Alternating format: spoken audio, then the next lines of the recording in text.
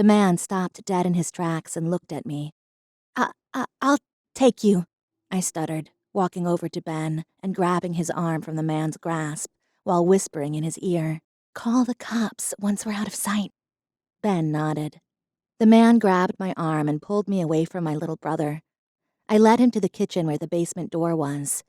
I opened the door to the basement and looked down at the dark hole. I always hated going in our basement because it wasn't like any of my friends' basements. Theirs were furnished and turned into game rooms, while mine was just a storage area with very little light and concrete walls and floor. "Ladies first," he said, looking down at the basement door. I decided not to argue with him and just went down first. As I was walking down the steps, I could feel him coming closer till he was just one step behind me. I stopped in my tracks as his breath fanned my bare neck. He whispered in my ear, "I heard what you told your brother." His raspy voice rang in my ear.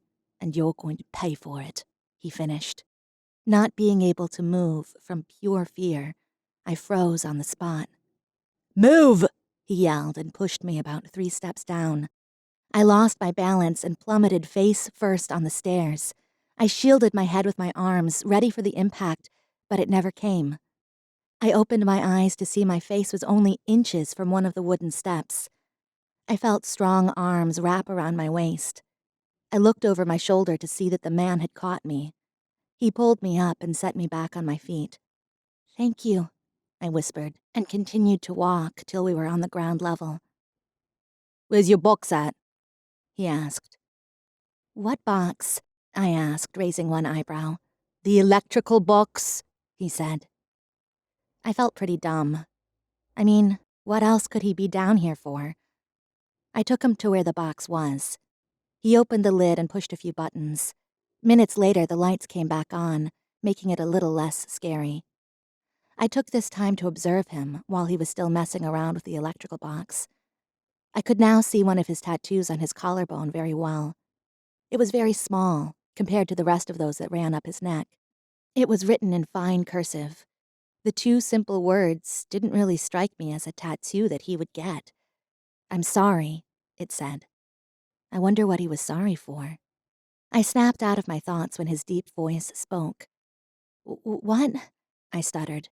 "I said move." I didn't think twice before moving out of his way. He walked past me and jogged upstairs. I almost had to run to keep up with his long strides. Once back in the kitchen, I was hoping and praying that Ben had called the cops, but I didn't see or hear sirens. I walked into the living room to see Ben sitting on the couch. I mouthed to him, "Did you call the cops?" He shook his head no. I walked over to him and sat down and asked him, "Why?" "I couldn't. The house phone wouldn't work, and I couldn't find your cell phone," he said and looked down. "Cassie, what's going to happen to us?"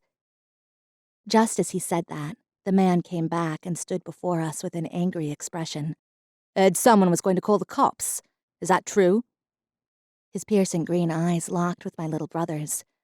Ben just sat there and shook his head, even though the man already knew he was going to. "Don't lie to me," the man said and raised his hand to slap Ben. "No," I said. He stopped his hand mid-air and looked at me. "No, it was my fault," I said, and looked up at the man. "Well, in that case," he yelled and slapped me across the face. My head snapped back at the impact. His slap left my right cheek stinging. I looked up through my hair to see a confused man standing in front of me. A tear slipped out of my eye and ran down my cheek. The man stomped into the kitchen and started screaming random curse words. Then I heard what sounded like glass shattering.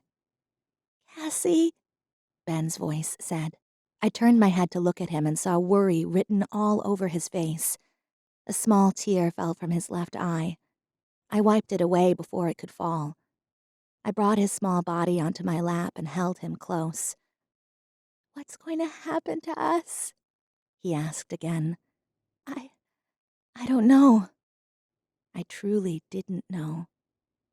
All that I knew was that the man in the kitchen was a psycho.